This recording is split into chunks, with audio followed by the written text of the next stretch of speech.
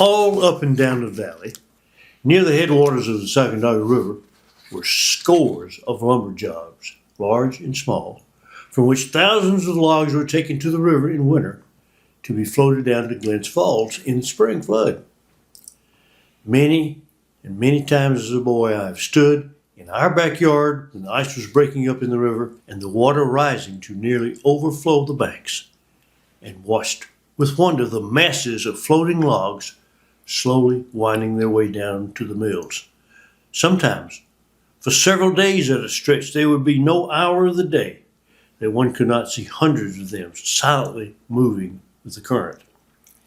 As the water continued to rise, it would finally flood the entire valley, from Fish House to Conkinville, and then the logs would straggle all over, taking shortcuts across the curves. At times, heavy winds would drift many of them to one or the other shores till they would make a fringe along the edge where one could walk long distances without getting off the logs. Whenever there were trees or bunches of brush, the logs would often lodge and form large jams containing hundreds or even thousands. These jams and the lodging of logs along the shore necessitated what was termed river driving. Every spring, as the water flooded the valley and the logs began to scatter, gangs of men employed by the Glen Falls lumber companies and under a competent foreman would take a certain section of the river and using boats, pike poles,